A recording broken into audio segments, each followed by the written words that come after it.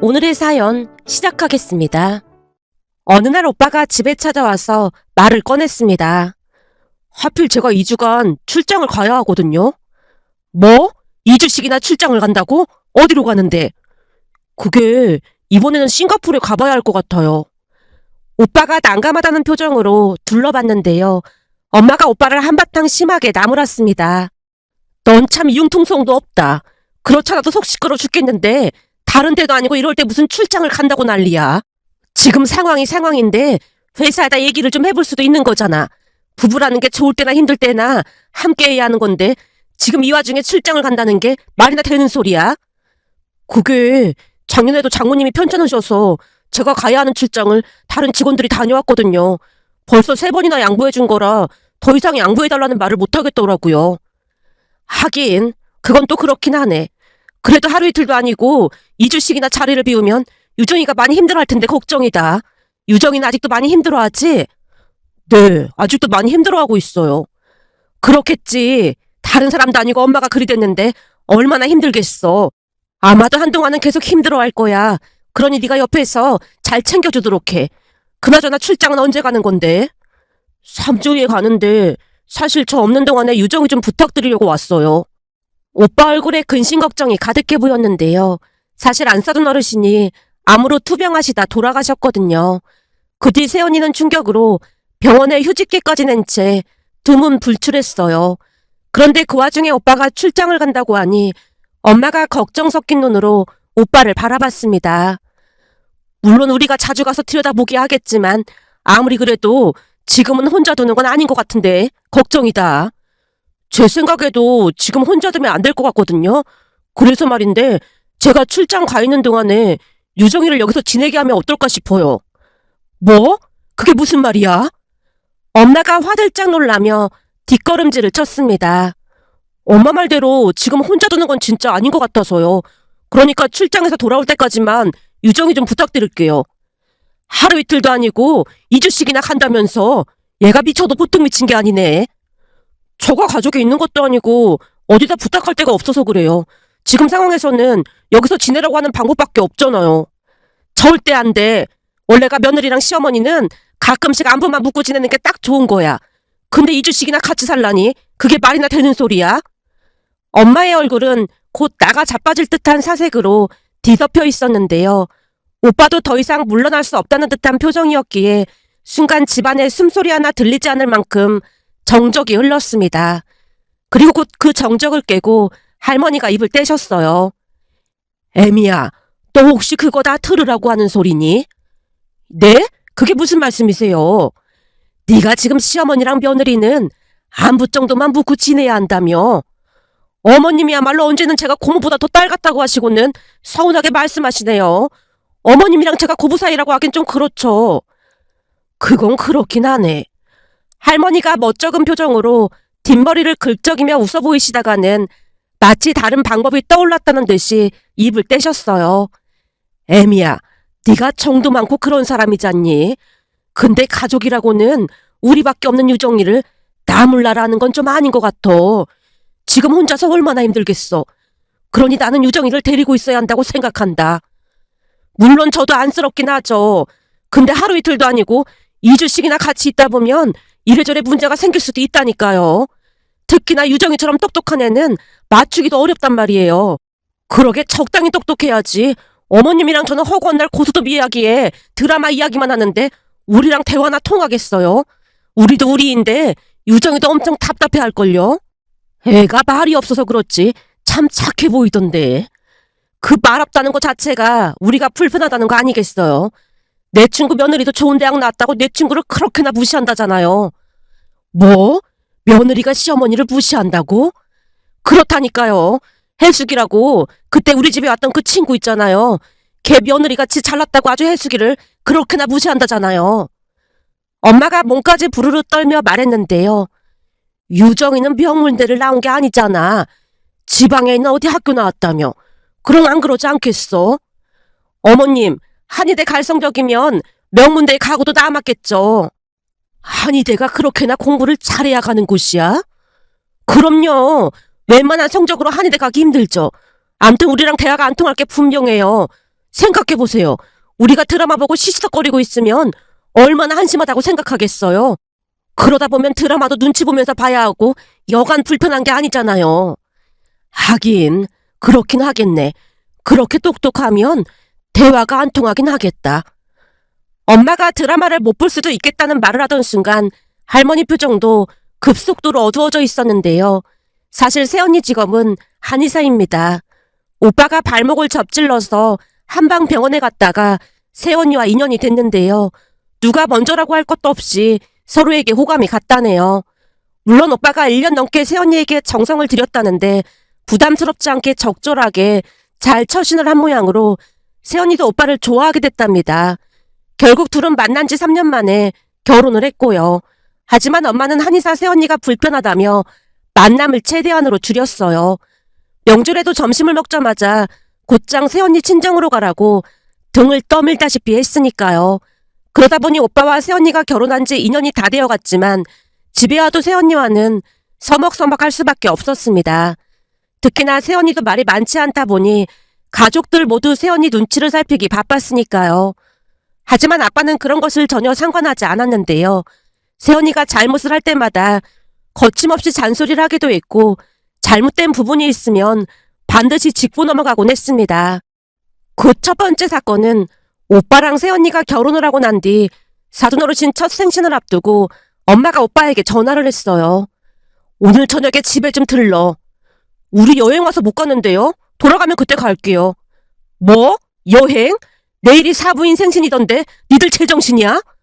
내일이 장모님 생신이라고요? 엄마가 그걸 어떻게 알아요? 가족이 많은 것도 아니고 우리라도 잘 챙겨야 할 것 같아서 전에 유정이한테 물어본 적이 있었지. 근데 여행 중이라니. 다른 사람도 아니고 어떻게 사부인 생신을 깜빡할 수가 있어. 니들 때문에 속이 터져서 못 살겠다. 우선 제가 장모님께 전화 드릴게요. 근데 본가에는 왜 들르라고 하신 거예요?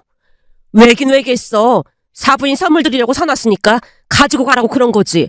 내가 니들 결혼 전에 뭐라고 했어. 사부인 생신이랑 바깥 사돈 기일은 꼭 챙기라고 했잖아. 자식이 많은 것도 아닌데 한심하다 한심해. 엄마가 오빠에게 쏘아붙이고는 전화를 끊어버렸는데요. 옆에서 듣고 계시던 아빠 표정이 돌처럼 굳어져 있었습니다. 그리고 며칠 뒤 오빠와 새언니가 여행에서 돌아오자마자 본가로 불렀고 아빠가 불같이 호통을 치셨어요. 니들이 지금 제정신이야? 자식이 많은 것도 아닌데 어떻게 사부인 생신을 잊을 수가 있어? 잘못했습니다. 오빠가 기어들어가는 목소리로 말을 하자 아빠가 새언니를 몰아붙였습니다. 사부인이 유정이들을 얼마나 힘들게 키우셨는데 어머니 생신을 깜빡한다는 게 말이나 되는 소리야? 니들이 결혼했으면 우리 집안 사람도 되는 건데 이건 우리 얼굴에 먹칠을 한 거나 다름없는 행동인 거야. 한 번만 더 이런 행동하면 들딱하면 안 놔둘 참이니까 그런 줄 알아. 나는 이 집안 가장으로서 이치에 맞지 않는 행동하는 꼴은 절대 못 본다. 내 말 무슨 말인지 알겠어? 잘못했습니다. 새언니가 기겁을 한 채 눈물까지 쏟았고 잠시 후 오빠와 새언니가 돌아갔는데요. 엄마가 걱정스레 아빠에게 말했습니다. 여보, 아무리 그래도 며느리한테 말을 너무 심하게 한 거 아닌가 싶어. 혼날 짓을 했으면 혼이 나야지. 심하긴 뭐가 심하다고 그래. 내가 들어보니까 요즘 시부모가 며느리한테 잔소리하고 그러면 난리가 나는 세상이라고 하더라고. 한마디로 며느리는 자식으로 생각하면 안 된다고 했단 말이야. 근데 그렇게 몰아붙였으니 혹시 나중에 탈이 나는 거 아닌지 걱정이 돼서 그렇지. 자식이 잘못을 했으면 부모가 따끔하게 혼을 내고 올바른 길로 이끄는 게 맞는 거지. 그럼 잘못을 해도 그냥 보고만 있으란 말이야. 난 절대 그렇게 못해. 다른 것도 아니고 홀로 키워주신 어머니 생신을 깜빡할 수가 있어. 그런 건 호되게 혼나야 하는 게 맞는 거지. 그냥 우리 아들만 불러서 뭐라고 하는 게 낫지 않았냐 그런 말인 거지. 결혼했으면 며느리도 자식인데 무슨 상전도 아니고 뭔 눈치를 그렇게 보고 난리야. 난 앞으로도 이런 일 있으면 꾸짖기도 하고 그럴 참이니까 그런 줄 알아. 아빠가 단호하게 말하자 할머니도 옆에서 거들었습니다. 나도 아범 생각이랑 같은 생각이야. 며느리도 자식인데 잘못을 했으면 당연히 혼도 나고 그래야 하는 게 맞는 거지. 그래도 며느리가 놀랐을까봐 그렇죠. 엄마가 한동안 아빠와 할머니 눈치를 살폈고 잠시 후 두 분이 방으로 들어가자마자 엄마가 저를 데리고 제 방으로 들어가서 말을 꺼냈어요. 수빈아, 네가 유정이한테 문자 좀 넣어봐. 세연이한테 문자를? 아까 네 아빠가 무섭게 화를 냈잖아. 그러니 얼마나 놀랐겠어. 괜찮은지 한번 문자 좀 넣어봐. 엄마가 하면 되지. 왜 나한테 시키고 그래. 얘가 이렇게 생각이 없어. 지금도 네 아빠가 한바탕 난리를 쳤는데 시어머니 내가 연락을 하면 얼마나 불편하겠어. 근데 내 생각에도 오빠랑 세연이가 잘못하게 맞는 것 같구만. 뭘 그렇게 걱정을 하고 그래. 글쎄 문자 한번 넣어보래도 그런다. 엄마 말에 세연이에게 문자를 넣었더니 바로 전화가 왔기에 엄마가 화들짝 놀란 채 저를 재촉했어요. 얼른 받아봐. 네 언니, 잘 들어가셨어요? 네 아가씨, 우리 때문에 집안 시끄럽게 해서 너무 죄송하네요. 아버님 아직도 화 많이 나 계시죠? 아니에요. 우리 아빠가 원래 화가 나면 순간 버럭하시지만 금방 다 잊어버리는 성격이시라 아마도 금방 잊으실 거예요. 근데 언니는 괜찮은 거예요? 제가 왜요? 아니, 아빠가 너무 화를 많이 내신 것 같다고 엄마가 걱정을 하시더라고요. 우리가 잘못한 게 맞잖아요. 저는 오히려 아버님 막 크게 화내주셔서 더 든든하고 그랬는걸요? 아빠가 화를 내서 오히려 든든했다고요?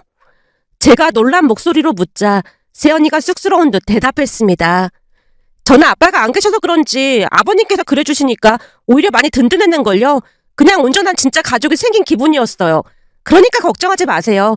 그리고 아가씨도 이렇게 연락 주셔서 정말 감사해요.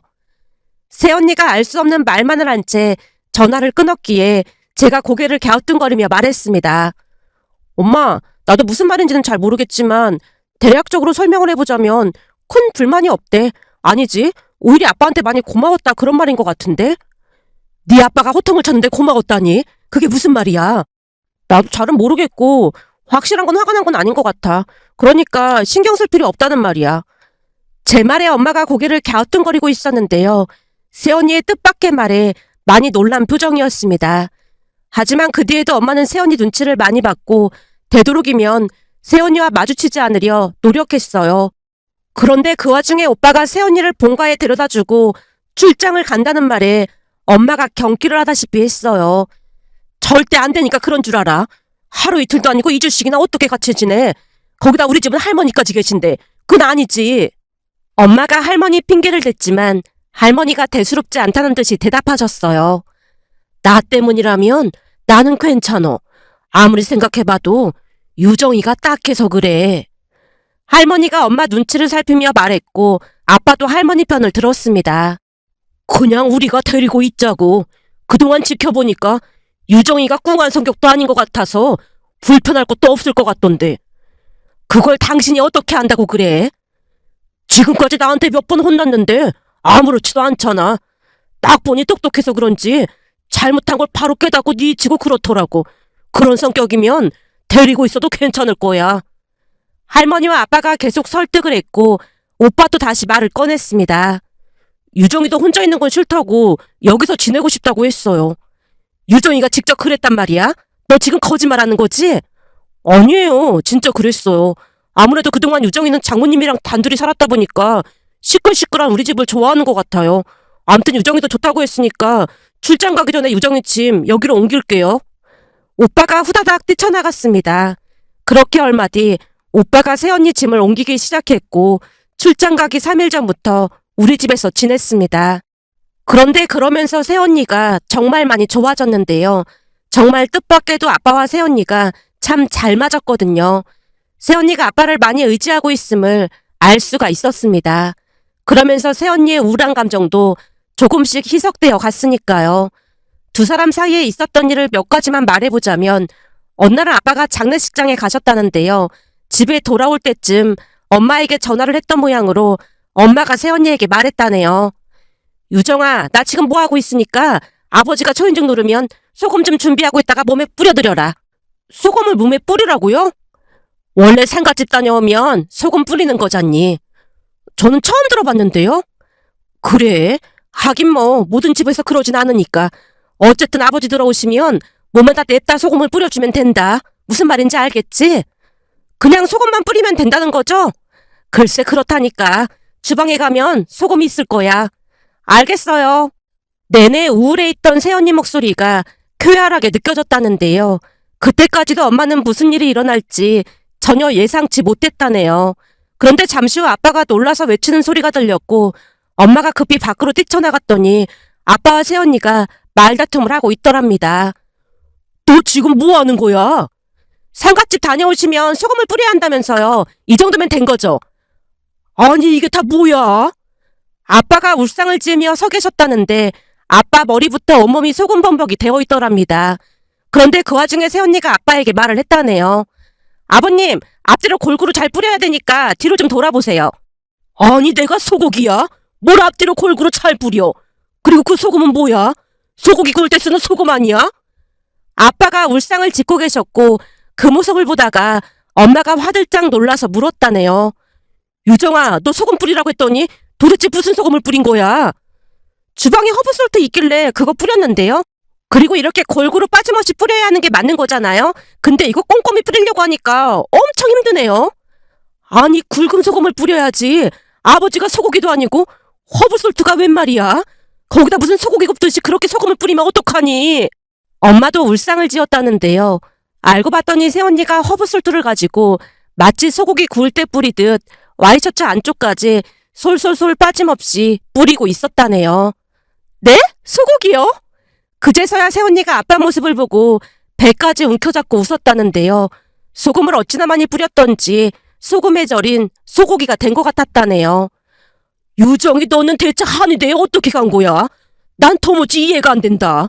당신 말처럼 내가 무슨 소고기도 아니고 소고기 구울 때 뿌리는 것처럼 꽃소금을 뿌리면 어떡해?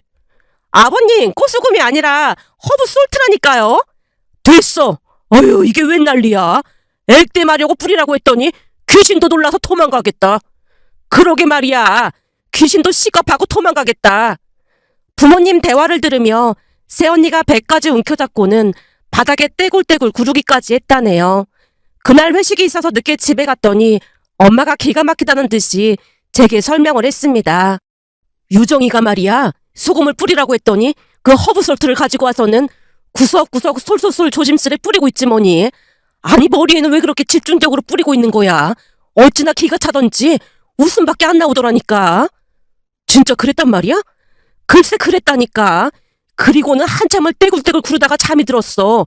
한의사라 막 어깨에 힘주고 그럴까봐 걱정했더니만 심각한데 착오였던 것 같아. 어쩐지 한의사가 네 오빠랑 결혼한다고 할 때부터 뭔가 이상하긴 했어. 오빠가 어디가 어떻다고 그래. 네 오빠 성격이 막 치밀하거나 완벽하거나 그렇진 않잖아. 이래서 끼리끼리라는 말이 있는 거야. 둘이 하는 짓이 완전히 똑같다니까. 엄마가 어이없다는 표정으로 혀를 내둘렀습니다. 그 모습에 저도 웃음이 터져나왔는데요. 새언니는 생각했던 것과는 전혀 다른 모습이었습니다. 까칠한 면은 찾아볼래야 찾아볼 수가 없었어요. 어느 날은 부모님과 할머니가 친척 결혼식이 있다며 지방에 다녀온다고 하자 새언니도 따라가겠다고 했다네요. 저도 같이 가고 싶어요. 지방이라 차를 오래 타야 할 텐데 괜찮겠어? 저는 엄마랑 단둘이 살았다 보니까 친척들도 많지 않아서 친척들 결혼식하고 그러는 게 부럽고 했거든요. 별게 다 부럽다 그러네. 근데 거기 가서도 엉뚱한 짓 하면 안 된다.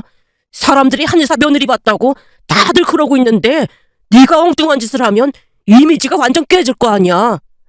아빠가 걱정스레 말을 하자 새언니가 결연한 표정으로 고개를 끄덕였다는데요. 내려가는 도중 휴게소에 들르고 했더니 새언니가 마치 여행을 하는 것처럼 즐거워했다네요. 그런데 잠시 후 차가 막혔고 아빠가 졸기 시작하자 급히 휴게소를 들렀다는데요. 휴게소에 차를 세우자마자 새언니가 가방에서 침을 꺼내서 아빠 어깨에 냅다 꽂았답니다. 그 모습을 보면서 할머니가 감탄한 채 말씀하셨고요. 유정아, 거기가 그 혈자리 그런 거니? 거기에 침을 놓으면 안 졸리는 거야? 한의사라 뭐가 달라도 다르구만. 아니요, 아버님이 졸음운전 하시는 것 같아서 졸음 깨시라고 그냥 아무데나 찌른 거예요. 뭐? 혈자리도 아닌데 막 찔렀단 말이야? 너 한의사 맞는 거냐? 나 잘못되는 거 아니지? 아빠가 버럭 외치자 새언니가 웃으며 대답했다네요. 아버님, 지금 잠이 확 깨셨잖아요. 그럼 된 거잖아요. 아무래도 한의사 면허증이 있는지 확인해봐야 할 것 같아. 너 어디 가서 절대 그러지 마라. 내가 너 때문에 불안해서 못 살겠다. 아빠와 새언니가 티격태격하자 할머니가 조용히 한마디를 하셨다네요. 허구한 날 티격태격해서 누가 보면 아빠랑 딸인 줄 알겠어. 아무리 봐도 전생에 둘이 부녀지간이었던 게 분명해. 그러게 말이에요. 어떻게 된 게 딸보다 더 잘 지내는 것 같아요. 그날 결혼식에서 아빠가 새언니 가방을 빼앗다시피 하면서 조용히 말했다네요.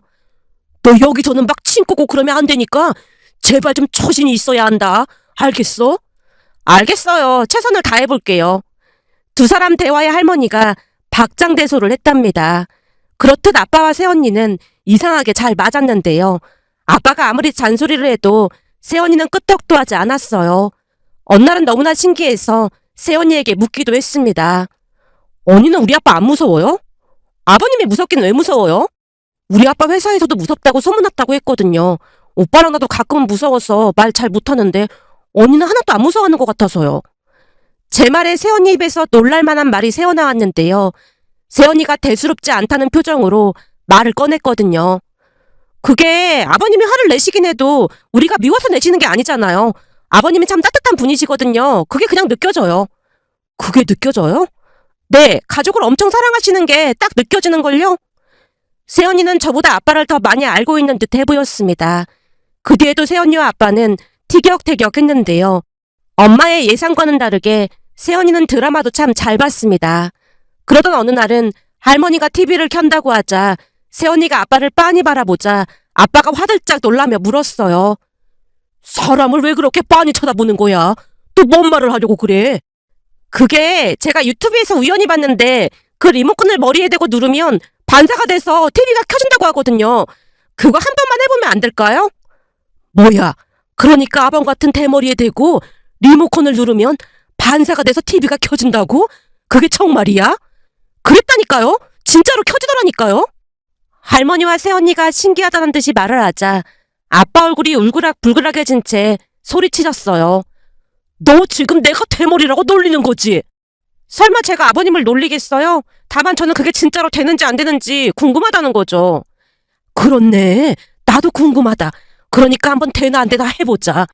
어머니까지 왜 그러세요? 그리고 너는 공부를 그렇게 많이 했다는 애가 그런 걸 믿고 앉았어? 그래도 한 번만 해보면 안 될까요? 진짜로 반사가 돼서 TV가 켜졌단 말이에요. 새언니가 리모컨을 집어들자 아빠가 화들짝 놀라며 방으로 들어가서 문을 잠가버렸고 새언니가 문을 두드려댔습니다.